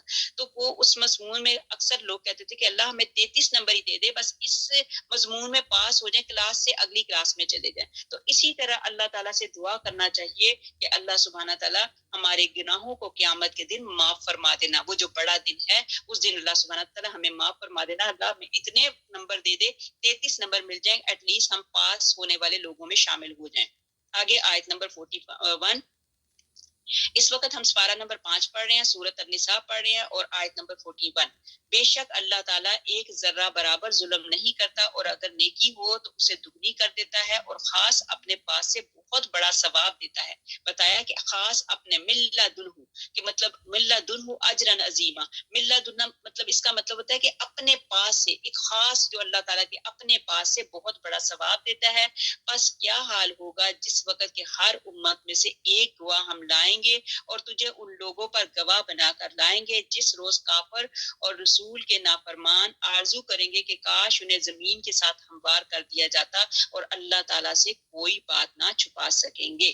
یہ ہے کہ نیکی کا اجر کئی گنا ملے گا، ذرہ برابر ایمان والا بھی بالآخر جنتی ہوگا۔ بس اللہ سبحانہ تعالیٰ ہم سب لوگوں کو جنت میں شامل فرما دے، آمین اللہم آمین۔ مشرک اور کافر کو اس کے نیک مال کا صلہ کیسے ہے؟ حضرت سعید بن جبیر رحمۃ اللہ علیہ فرماتے ہیں مشرک کے بھی عذابوں میں سے اس کے باعث کمی کر دی جاتی ہے، ہاں جہنم سے نکلے گا تو نہیں۔ چنانچہ صحیح حدیث میں ہے کہ حضرت عباس رضی اللہ تعالیٰ عنہ نے رسول پاک صلی اللہ علیہ وسلم سے سوال پوچھا، یا رسول اللہ صلی اللہ علیہ وسلم، آپ کے چچا ابو طالب آپ کی پشت پناہ بنے ہوئے تھے، آپ کو لوگوں کی ایذاؤں سے بچاتے رہتے تھے، آپ صلی اللہ علیہ وسلم کی طرف سے ان سے مطلب آپ کی طرف سے ان سے لڑتے تھے، تو کیا انہیں کچھ نفع بھی پہنچے گا؟ تو آپ صلی اللہ علیہ وآلہ وسلم نے فرمایا ہاں، وہ بہت تھوڑی سی آگ میں ہے، اگر یہ میرا تعلق نہ ہوتا تو جہنم کے نیچے کے طبقے میں ہوتے۔ آپ کو بتایا کہ جہنم کے کتنے طبقے ہیں، کتنی سب سے زیادہ نیچے والا جو طبقہ ہے اس میں جو ہے استغفر اللہ منافق کی بات بتائی، منافقوں کا وہ درجہ ہے، استغفر اللہ، اللہ سبحانہ تعالیٰ ہمیں منافق ہونے سے بچائے۔ جس کا حق مارا اس کی نیکیاں دوسرے حقدار کو دے دی جائیں گی۔ اب یہ جو پیچھے آیت تھی فقائفہ والی نا، آیت نمبر 41، یہ والی آیت جو تھی نبی پاک حضرت محمد مصطفیٰ صلی اللہ علیہ وآلہ وسلم جب یہ پڑھتے تو نبی پاک حضرت محمد مصطفیٰ صلی اللہ علیہ وسلم اتنا رونے لگ پڑتے کہ ان کی داڑھی مبارک بھی بھیگ جاتی تھی۔ حضرت عبداللہ بن مسعود رضی اللہ تعالیٰ نے فرمایا مجھے کچھ قرآن پڑھ کر سناؤ۔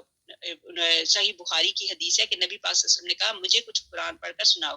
حضرت عبداللہ رضی اللہ تعالیٰ عنہ نے کہا یا رسول اللہ صلی اللہ علیہ وسلم میں آپ کو پڑھ کر کیا سناؤں گا، آپ صلی اللہ علیہ وسلم پر تو قرآن اترا ہے۔ فرمایا ہاں لیکن میرا جی چاہتا ہے کہ دوسرے سے سنوں۔ بس میں نے سورۃ نساء کی تلاوت شروع کی، پڑھتے پڑھتے جب میں نے اس آیت فقائفہ کی تلاوت کی تو آپ صلی اللہ علیہ وسلم نے فرمایا بس کرو۔ میں نے دیکھا کہ آپ صلی اللہ علیہ وسلم کی آنکھوں سے آنسو جاری تھے۔ اللہ اکبر کبیرہ۔ آگے ہمارے پاس آ گئی آیت نمبر 43۔ اے ایمان والو تم جب نشے میں مست ہو تو نماز کے قریب بھی نہ جاؤ جب تک کہ اپنی بات کو سمجھنے نہ لگو، اور نہ جنابت کی حالت میں جب تک کہ غسل نہ کر لو۔ ہاں اگر راہ چلتے مسافر ہو تو اور بات ہے، اور اگر تم بیمار ہو یا سفر میں ہو یا تم میں کوئی پخانے سے آیا ہو یا تم نے عورتوں سے مباشرت کی ہو اور تمہیں پانی نہ ملے تو پاک مٹی کا قصد کرو اور اپنے منہ اور اپنے ہاتھ مل لو، بے شک اللہ تعالیٰ معاف کرنے والا بخشنے والا ہے۔ یہاں پہ اللہ کا شکر، اللہ کا احسان، تیمم کی بات کی گئی اور ساتھ ہی یہ بتایا گیا کہ آپ کو پتہ ہے یہ ایسی آیات، اے ایمان والو جب تم نشے میں مست ہو تو نماز کے قریب نہ جاؤ۔ اب یہ کیا کرتے تھے کفار مشرکین، کیا کرتے تھے کہ یہ آیتوں کو بھی، ہماری قرآن پاک کی آیتوں کو بھی بیچ میں لا کے کہتے تھے، آدھی آیت پڑھ لی اور آدھی آیت چھپا دی۔ انہوں نے کیا کیا کہ کہا کہ ہم نے قرآن پاک میں پڑھا ہے، آپ کی کتاب میں پڑھا ہے نماز کے قریب بھی نہ جاؤ۔ تو تم لوگ یہ دیکھو ہم نے خود تمہاری قرآن پاک میں پڑھا ہے کہ نماز کے قریب بھی نہ جاؤ۔ پھر قرآن پاک کھولا گیا تو بتایا گیا جو پہلے والی آیت ہے اس کو انہوں نے مطلب چھپا دیا اور آدھی جو باقی والی ہے اس کو دکھا دیا۔ پوری آیت یہ تھی اے ایمان والو جب تم نشے میں مست ہو تو نماز کے قریب نہ جاؤ۔ تو یہ اس طرح کی یہ باتیں کرتے تھے۔ تو واقعی جب بندہ نشے میں ہو تو نشے کی حالت میں اس کو پتہ بھی نہیں چلتا وہ کیا پڑھ رہا ہے اور کیا کر رہا ہے۔ اسی طرح جب آپ کے اوپر بہت زیادہ نیند غالب آ جائے تو اس وقت بھی کیا کرو، تھوڑا سا سو لو یا تھوڑا فریش ہو لو، اس کے بعد پھر اپنی نماز پڑھو تاکہ تم لوگوں کو پتہ چل جائے کہ تم پڑھ کیا رہے ہو۔ تو اسی طرح یہ بتایا کہ جنابت کے احکام اور حرمت، شراب کا واقعہ بتایا گیا۔ پھر اسی طرح بتایا گیا کہ یہ جب آپ لوگوں کے ساتھ ایسے معاملے ہیں، آپ سفر میں ہیں، کچھ اس طرح کا معاملہ ہے اور پرابلم بنتی ہے تو اس میں ہمیں وہ تیمم کا بتایا۔ تیمم میں پورا کا پورا جو پاک مٹی کا قصد کرو، پہلے بتایا جو تیمم میں پورے قرآن پاک کی جو بات ہے، قرآن پاک میں اللہ تعالیٰ نے بتایا پاک مٹی کا قصد کرو، مطلب یہ ہے کہ پہلے نیت کرنی ہے۔ پاک مٹی تمہارے سامنے ہے، سب سے پہلے نیت شرط ہے اور اس کے بعد اپنے منہ اور ہاتھ مل لو کہ یہ مٹی جو ہے، یہ تیمم کا طریقہ کیسے بتایا گیا کہ نبی پاک حضرت محمد مصطفیٰ صلی اللہ علیہ وآلہ وسلم ایک مرتبہ جا رہے تھے اور میں اس میں سے پڑھ کے آپ کو سنا دوں۔ خیر اب مجھے سامنے وہ آ نہیں رہی لیکن میں خود ہی سنا دیتی ہوں۔ نبی پاک حضرت محمد مصطفیٰ صلی اللہ علیہ وآلہ وسلم صحابہ کرام رضی اللہ تعالیٰ عنہ کے ساتھ جا رہے تھے کہ راستے میں کیا ہوا، بی بی عائشہ رضی اللہ تعالیٰ عنہا کا ایک ہار تھا جو انہوں نے اسما رضی اللہ تعالیٰ عنہا سے ادھار میں لیا ہوا تھا، وہ اپنا ہار ساتھ لے کے گئی۔ نبی پاک حضرت محمد مصطفیٰ صلی اللہ علیہ وسلم کے ساتھ گئیں، حالانکہ زیب و زینت ان کی تو اپنے شوہر کے لیے تھی، صرف نبی پاک حضرت محمد مصطفیٰ صلی اللہ علیہ وسلم کے لیے تھی۔ تو اب وہ اپنی سواری کے اندر بیٹھی ہوئی تھی، تو مطلب تھوڑی دیر کے لیے باہر گئی تو ان کا ہار جو تھا وہ گم ہو گیا۔ تو ان کے ہار، نبی پاک حضرت محمد مصطفیٰ صلی اللہ علیہ وسلم ایسے محبت کرنے والے شوہر بھی تھے، حالانکہ دیکھا جائے ان کی جگہ پہ آپ اور میں ہوتی، ہمارا شوہر ہمارے ساتھ دوسرے لوگوں کے ساتھ جا رہا ہو، ہماری چیز کو گم ہو جاتی ہو اور لوگوں کو لیٹ ہو رہی ہے، تو ہمارے شوہر نے تو یہی کہنا ہے نا کہ لوگوں کو بھی لیٹ ہو رہی ہے تو نکلو یہاں سے، جلدی چلو۔ لیکن وہاں پہ نبی پاک حضرت محمد مصطفیٰ صلی اللہ علیہ وسلم اتنا پیار کرنے والے اپنی بیوی صاحبہ سے کہ انہوں نے کیا کیا کہ انہوں نے تھوڑا سا ٹائم دیا، سب نے ہار ڈھونڈا، ہار نہیں مل رہا تھا۔ تو اب کیا ہوا کہ اس ہار کے وجہ سے نماز کا ٹائم جو ہے، نماز کا ٹائم، اگلی نماز کا ٹائم ہو گیا، لوگوں نے نماز پڑھنی تھی، نماز کے لیے ان کے پاس پانی نہیں تھا، چونکہ انہوں نے وہ اپنا جو وقت تھا وہاں پہ تھوڑا سا ہار ڈھونڈنے میں گزارا، تو وہ پانی ان کو چاہیے تھا، وہاں پہ پانی نہیں تھا۔ تو اب لوگوں کو غصہ آ رہا تھا اور وہ حضرت ابوبکر صدیق رضی اللہ تعالیٰ عنہ سے تھوڑا سا اس طریقے سے بات کر رہے تھے کہ ان کی بیٹی کی وجہ سے ہماری نمازوں کا کام خراب ہو رہا ہے، ہمارے پاس وضو کا پانی نہیں، نہ پینے کا پانی ہے نہ وضو کا پانی۔ تو اس دوران میں نبی پاک حضرت محمد مصطفیٰ صلی اللہ علیہ وسلم وہاں پہ اندر خیمے میں بی بی عائشہ رضی اللہ تعالیٰ عنہا اپنی گود میں نبی پاک حضرت محمد مصطفیٰ صلی اللہ علیہ وسلم کا سر رکھ کے بیٹھی ہوئی تھی۔ آقا کریم صلی اللہ علیہ وسلم اس وقت سو رہے تھے، تو آقا کریم صلی اللہ علیہ وسلم کے پاس حضرت ابو بکر صدیق رضی اللہ تعالیٰ عنہ اپنی بیٹی بی بی عائشہ رضی اللہ تعالیٰ عنہا کے خیمے میں آئے، تو حضرت ابو بکر صدیق رضی اللہ تعالیٰ عنہ بڑے غصے میں تھے اور اپنی بیٹی کو غصے میں کہہ رہے تھے کہ بعد لوگ بول رہے تھے نا کہ ان کی وجہ سے، ان کی بیٹی کی وجہ سے ہمیں یہاں پہ لیٹ ہو گئی اور وضو کا مسئلہ بنا۔ تو یہاں تک کہ حضرت ابو بکر صدیق رضی اللہ تعالیٰ عنہ نے اپنی انگلی کے ساتھ اتنی زور سے ان کے باڈی کے اوپر ایسے کچوکا مارا کہ انہوں نے اپنے باڈی کو کیا کیا، بی بی عائشہ رضی اللہ تعالیٰ عنہا نے اپنی باڈی کو بالکل سخت کر لیا کہ ایسا نہ ہو کہ اس کچوکے کی وجہ سے نبی پاک حضرت محمد مصطفیٰ صلی اللہ علیہ وسلم کی نیند خراب ہو جائے۔ کتنی پیاری وہ بیوی تھی جنہوں نے اپنے شوہر کے آرام کا خیال رکھا، اللہ اکبر کبیرہ۔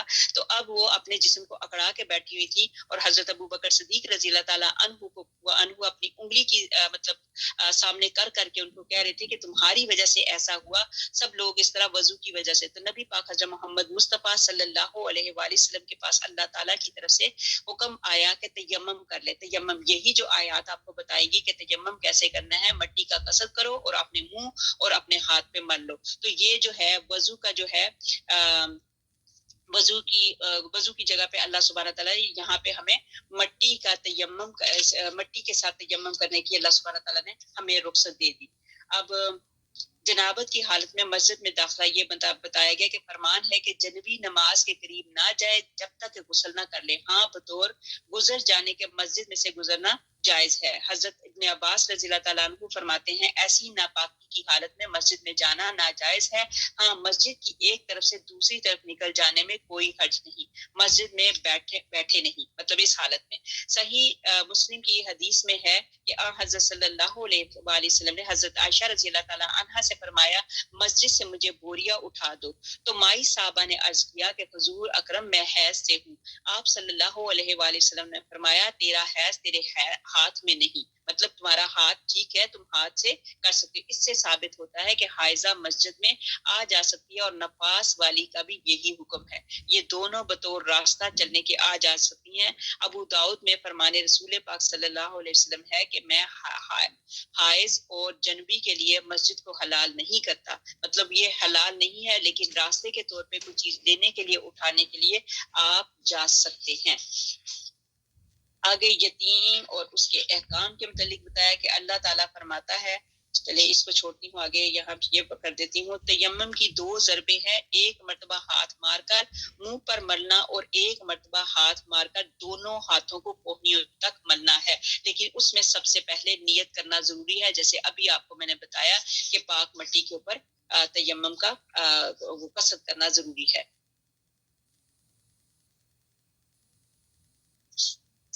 تیمم کی رخصت اور اس کا پس منظر بھی بتا دیا الحمدللہ آپ کو، اور الحمدللہ آگے ہمارے پاس آ گئی آیت نمبر 44۔ کیا تو نے انہیں نہ دیکھا جنہیں کتاب کا کچھ حصہ دیا گیا، وہ گمراہی خریدتے ہیں اور چاہتے ہیں کہ تم بھی راہ سے بھٹک جاؤ۔ اللہ تعالیٰ تمہارے دشمنوں کو خوب جاننے والا ہے۔ اللہ تعالیٰ کا دوست ہونا کافی ہے اور اللہ تعالیٰ کا مددگار ہونا بس کافی ہے۔ اچھا، یہاں پہ یہ بتایا کہ اللہ تعالیٰ کا دوست ہونا کافی ہے اور اللہ تعالیٰ کا مددگار ہونا بس ہے۔ کیا بعض یہود باتوں کو ان کی ٹھیک جگہ سے ہیر پھیر کر دیتے تھے اور کہتے تھے کہ ہم نے سنا اور نافرمانی کی، اور سن تجھے تیرے خلاف نہ سنایا جائے اور ہماری رعایت کر، لیکن اس کہنے میں اپنی زبان کو پیش دیتے تھے اور کیا کرتے تھے، اور دین میں تانا دیتے تھے۔ اور اگر یہ لوگ کہتے ہیں کہ ہم نے سنا اور ہم نے فرما برداری کی تو آپ سنیے اور ہمیں دیکھیے کہ ہم ان کے لیے بہت بہتر اور نہایت ہی مناسب تھا، کہ ان کے لیے بہت بہتر اور نہایت ہی مناسب تھا، لیکن اللہ تعالیٰ نے ان کے کفر کی وجہ سے انہیں لعنت کی، بس یہ بہت ہی کم ایمان لاتے۔ اب یہ ہے کہ یہودیوں کی ایک قابل مذمت خصلت کیا تھی، وہ یہ کہ نبی پاک حضرت محمد مصطفیٰ صلی اللہ علیہ وآلہ وسلم کو جیسے رائنا عین کو کھینچ کے کر دیتے، جس کا مطلب ہے چرواہا۔ تو یہاں پہ انہوں نے کہا کہ نبی پاک حضرت محمد مصطفیٰ صلی اللہ علیہ وسلم کو اس طریقے سے بلاتے تھے، تو نبی پاک حضرت محمد مصطفیٰ صلی اللہ علیہ وسلم کو اس طرح بلانے کا اللہ تعالیٰ کو یہ پسند نہیں تھا، تو اللہ سبحانہ تعالیٰ نے باقاعدہ وہاں پہ کہا کہ اس طرح نبی پاک حضرت محمد مصطفیٰ صلی اللہ علیہ وسلم کو نہ بلایا کرو۔ نبی پاک حضرت محمد مصطفیٰ صلی اللہ علیہ وسلم کو طریقے سے بلایا کرو کہ جیسے کہتے ہیں کہ نبی پاک حضرت محمد مصطفیٰ صلی اللہ علیہ وسلم آپ اپنی نظر رحمت ہماری طرف کر دیجئے، یہ نہیں کرنا چاہیے۔ تاہم یہ اپنے مریدوں سے چڑھاوے لینے کی لالچ میں ظاہر نہیں کرتے تھے، بلکہ ساتھ ہی چاہت یہ رکھتے تھے کہ خود مسلمان بھی راہ راست سے بھٹک جائیں اور اللہ تعالیٰ کی کتاب کے منکر بن جائیں، ہدایت کو اور سچے علم کو چھوڑ دے۔ اللہ تعالیٰ تمہارے دشمنوں سے خوب باخبر ہے، تمہیں ان سے ہوشیار کر ہے کہ کہیں تم ان کے دھوکے میں نہ آ جاؤ۔ اللہ تعالیٰ کی حمایت کافی ہے، تم یقین رکھو کہ وہ اپنی طرف جھکنے والوں کی ضرور حمایت رکھتا ہے۔ پھر یہودیوں کے اس فرقے کی جس تخریف کا ذکر کیا ہے، اس سے مراد یہ ہے کہ وہ کلام اللہ تعالیٰ کے مطلب کو بدل دیتے ہیں اور خلاف منشا تفسیر کرتے ہیں، اور یہ فعل ان کا جان بوجھ کر قصدن ہوتا تھا، جس سے یہ اللہ تعالیٰ کے ذمے افترا پردازی کے مرتبہ ہو جاتے تھے۔ پھر کہتے ہیں کہ اے پیغمبر، جو آپ نے کہا ہم نے سنا لیکن ہم ماننے کے نہیں، خیال کیجئے کہ ان کا کفر اور حالات کو دیکھیے کہ جان کر سمجھے کہ کھلے لفظوں میں ناپاک خیال کا اظہار کرتے تھے اور کہتے تھے آپ سنیے، اللہ کرے آپ نہ سنیں، یا یہ مطلب ہے کہ آپ سنیے، آپ کی نہ سنی جائے، لیکن پھر مطلب زیادہ اچھا ہے یہ کہنا کہ ان کا بطور تمسخر اور مذاق کے تھا، اللہ تعالیٰ انہیں لعنت کرے، اور رائنا کہتے تھے، جس سے بظاہر سمجھا جاتا تھا کہ یہ لوگ کہتے ہیں کہ ہماری طرف کان لگائیے، لیکن وہ اس لفظ سے مراد یہ لیتے تھے کہ تم بڑی رعونت والے ہو۔ اس کا پورا مطلب یہ ہے، یا ایھا الذین آمنوا لا تقولوا رائنا کی تفسیر میں گزر چکا ہے، جیسے پہلے بھی میں بتا چکی ہوں کہ اس کا مطلب کیا ہوتا ہے۔ مطلب کئی لفظ ہوتے تھے جو دو معنی کے ہوتے تھے، لیکن یہ جان بوجھ کے ایسا لفظ کہتے تھے جس سے کہ کیا کہتے ہیں نبی پاک صلی اللہ علیہ وسلم کی عزت کے اوپر حرف آتا تھا۔ پھر آگے بتایا اے اہل کتاب، جو کچھ ہم نے نازل فرمایا ہے جو اس سے بھی سچانے والا ہے، جو تمہارے پاس ہے اس پر اس سے پہلے ایمان لاؤ کہ ہم چہرے بگاڑ دیں اور انہیں لوٹا کر پیٹھ کی طرف کر دیں، استغفر اللہ، اور ان پر لعنت بھیج دیں جیسے ہم نے ہفتے کے دن والوں پر لعنت دی تھی۔ اللہ تعالیٰ کا امر ہوا ہی ہے، یقیناً اللہ تعالیٰ اپنے ساتھ شرک کیے جانے کو نہیں بخشتا اور اس کے سوا جسے چاہے بخش دے، جو اللہ تعالیٰ کے ساتھ شریک مقرر کرے اس نے بہت بڑا طوفان باندھا۔ اب یہاں پہ یہ بتایا جا رہا ہے کہ جو لوگ اللہ تعالیٰ کہتے ہیں کہ اس سے پہلے ایمان لے آؤ، کہ اس سے پہلے کہ تمہارے چہرے بگاڑ دیے جائیں، یہ ایسی بڑی بات تھی۔ اور آپ کو پتہ ہے سبت والے ہفتے والے دن والوں کے ساتھ کیا ہوا کہ اللہ سبحانہ تعالیٰ نے جب منع کیا تھا کہ ہفتے والے دن مچھلیوں کو نہیں پکڑنا، لیکن مچھلیاں بھی کیا کرتی تھی اسی دن اوپر امڑ کے آتی تھی۔ تو اب یہ ہے کہ ان کو منع کیا گیا تھا، لیکن پھر بھی انہوں نے ہفتے والے دن مچھلیاں پکڑی، پھر اللہ سبحانہ تعالیٰ نے ان کو کیا بنا دیا، بندر بنا دیا۔ اسی طرح یہاں پہ یہ بتایا جا رہا ہے کہ اللہ سبحانہ تعالیٰ چاہے تو تمہارے چہرے بھی بگاڑ دے، ایسا بھی ہو سکتا ہے۔ تو لہٰذا تم خیال کرو۔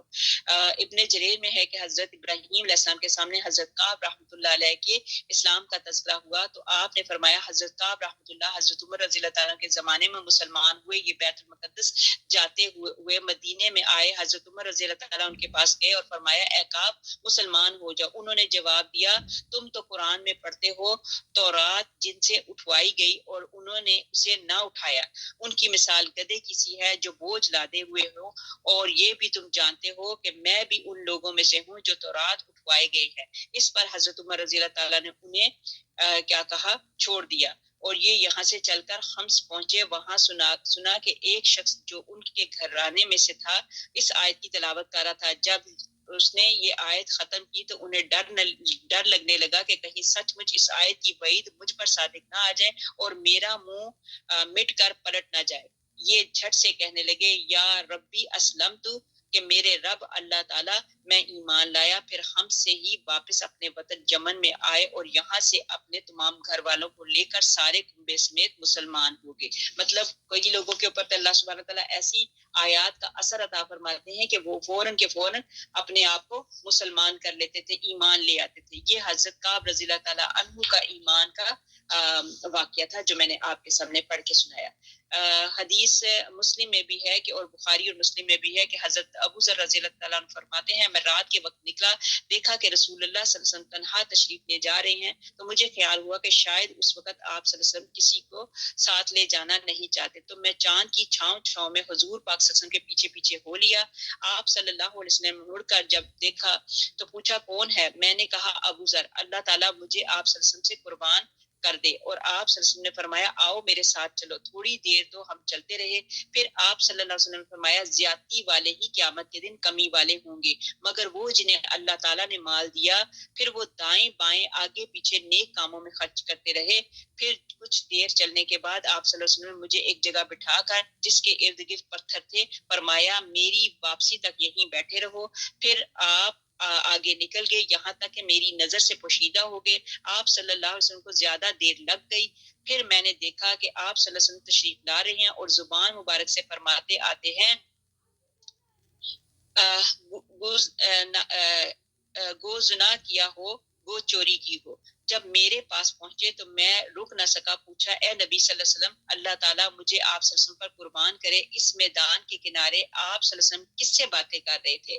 میں نے سنا کوئی آپ صلی اللہ علیہ وسلم کو جواب بھی دے رہا تھا۔ آپ صلی اللہ علیہ وسلم نے فرمایا وہ جبرائیل علیہ السلام تھے، یہاں میرے پاس آئے اور فرمایا اپنی امت کو خوشخبری سنا دو کہ جو مرے گا اور اللہ تعالیٰ کے ساتھ اس نے کسی کو شریک نہ کیا ہو وہ جنتی ہوگا۔ میں نے کہا اے جبرائیل وہ اس نے چوری کی ہو، وہ زنا کیا ہو؟ فرمایا ہاں۔ میں نے پھر یہی سوال کیا، جواب دیا ہاں۔ میں نے پھر یہی پوچھا تو فرمایا ہاں، اور اگرچہ اس نے شراب پی ہو، تو جواب یہی ملا کہ اللہ سبحانہ تعالیٰ کے ساتھ جس نے کسی کو شریک نہیں کیا تو اللہ سبحانہ تعالیٰ اس کو معاف فرما دیں گے۔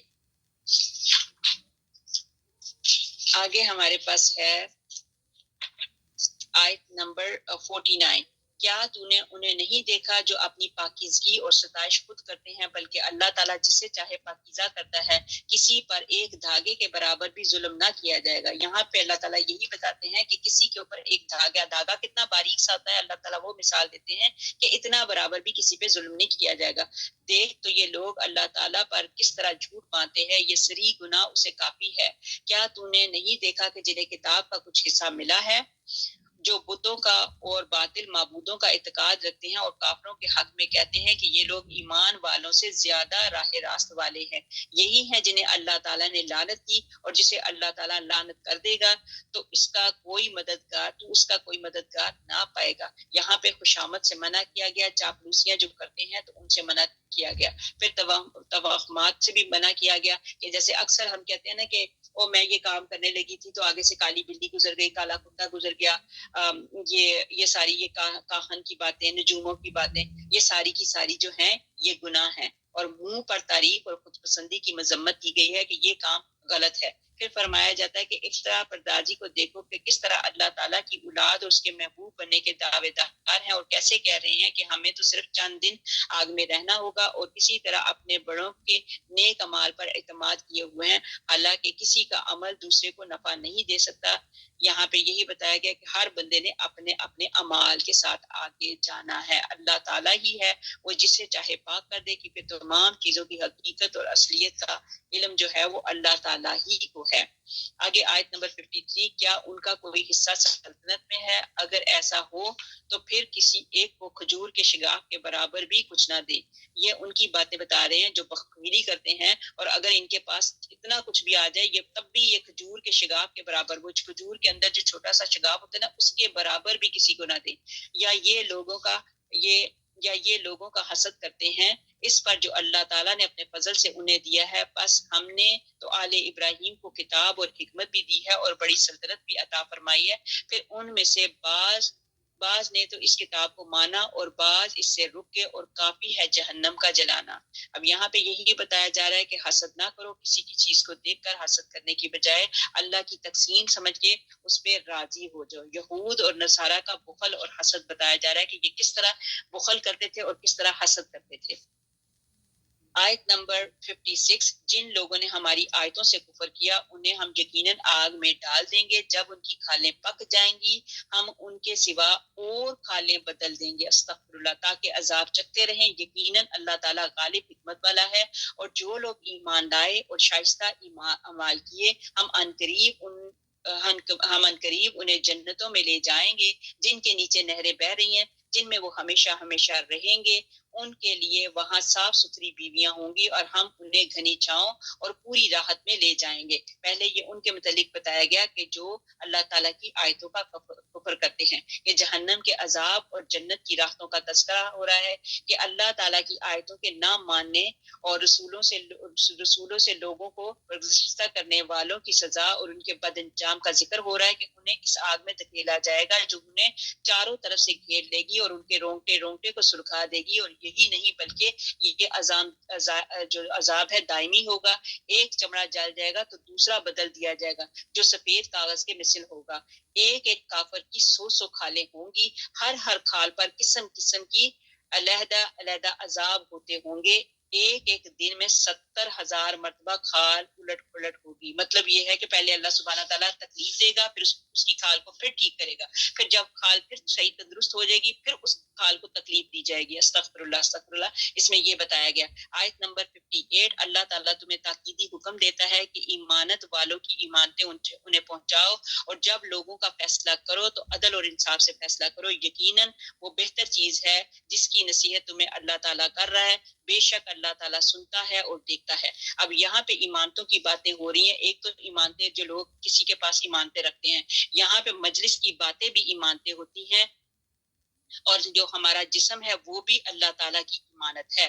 ہمیں امانت میں خیانت نہیں کرنی۔ امانت کی قسمیں اور ادائیگی امانت کی تاکید ہے۔ رسول اللہ صلی اللہ علیہ وسلم فرماتے ہیں جو تیرے ساتھ ایمانت داری کا برتاؤ کرے تو اس کی امانت ادا کر، جو تیرے ساتھ خیانت کرے تو اس کی خیانت مت کر۔ صحیح حدیث میں ہے کہ قیامت کے دن ہر حقدار کا حق اسے دلوایا جائے گا، یہاں تک کہ بے سینگ والی بکری کو اگر سینگ والی بکری نے مارا ہے تو اس کا بدلہ بھی دلوایا جائے گا۔ حضرت عبداللہ بن مسعود رضی اللہ تعالیٰ عنہ فرماتے ہیں کہ شہادت کی وجہ سے تمام گناہ مٹ جاتے ہیں مگر ایمانت نہیں مٹتی۔ وہ کوئی شخص اللہ تعالیٰ کی راہ میں شہید ہوا ہو تب بھی قیامت کے دن بلایا جائے گا اور کہا جائے گا اپنی ایمانت ادا کرو، جواب دے گا کہ دنیا تو اب ہے ہی نہیں، میں کہاں سے ادا کروں؟ فرماتے ہیں پھر وہ چیز اسے جہنم کی تہ میں نظر آئے گی اور کہا جائے گا کہ اسے لیا، استغفر اللہ ربی من کل ذنب واتوب الیہ۔ ابن عباس وغیرہ فرماتے ہیں کہ ہر نیک و بد پر یہی حکم ہے۔ ابو العالیہ رحمۃ اللہ فرماتے ہیں کہ جس چیز کا حکم دیا گیا اور جس چیز سے منع کیا گیا وہ سب ایمانت ہے۔ حضرت بن قاب رحمۃ اللہ علیہ فرماتے ہیں کہ عورت اپنی شرمگاہ کی بھی ایمانت دار ہے. امید ہے آپ لوگوں کو سمجھ آ گئی ہوگی، ڈیٹیل کرنے کی ضرورت تھی. حضور پاک صلی اللہ علیہ وآلہ وسلم نے کعبہ کا دروازہ کھولا، اندر گئے، وہاں جو بت اور تصویریں تھی سب توڑ کر پھینک دی. حضرت ابراہیم علیہ السلام کا بت بھی تھا جس کے ہاتھ میں فال کے تیر تھے. آپ صلی اللہ علیہ وآلہ وسلم نے فرمایا اللہ تعالیٰ ان مشرکین کو غارت کرے، بھلا خلیل اللہ علیہ السلام کو ان تیروں سے کیا سروکار. پھر ان تمام چیزوں کو برباد کر کے ان کی جگہ پانی ڈال کر انہیں مٹا کر آپ صلی اللہ علیہ وسلم باہر آئے. کعبہ کے دروازے پر کھڑے ہو کر آپ صلی اللہ علیہ وسلم نے فرمایا کوئی معبود نہیں بجز اللہ تعالیٰ کے، وہ اکیلا ہے جس کا کوئی شریک نہیں. اس نے اپنے وعدے کو سچا کیا، اپنے بندے کی مدد کی اور تمام لشکروں کو اسی اکیلے نے شکست دی. آگے ہمارے پاس آ گئی آیت نمبر 59. اے ایمان والو، فرما برداری کرو اللہ تعالیٰ کی اور فرما برداری کرو رسول صلی اللہ علیہ وآلہ وسلم کی اور تم میں سے اختیار والوں کی.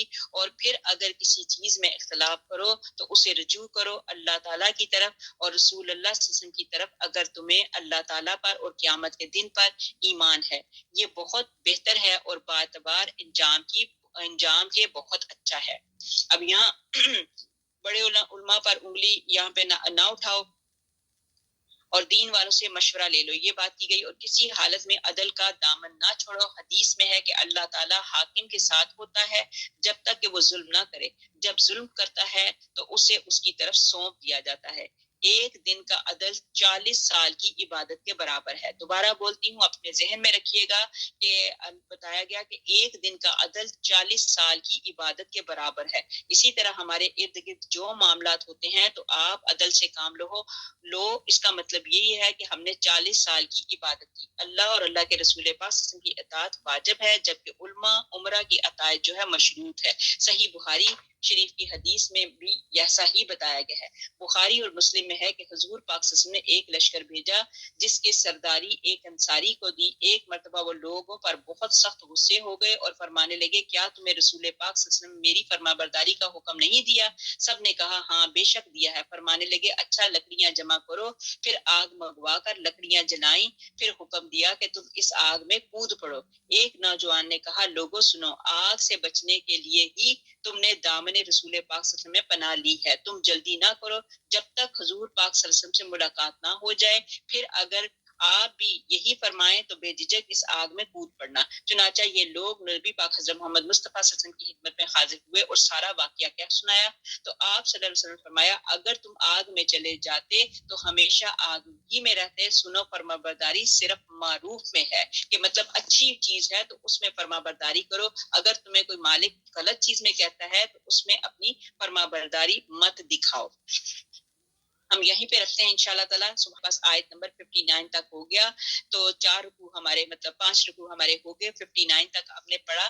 سپارہ نمبر 5 سورت نمبر 4 اور آیت نمبر 59. الحمدللہ انشاءاللہ تعالیٰ رہی زندگی تو انشاءاللہ تعالیٰ کل ہم نے آیت نمبر 60 پڑھیں گے انشاءاللہ تعالیٰ. سبحان ربک رب العزت عما یصفون وسلام علی المرسلین.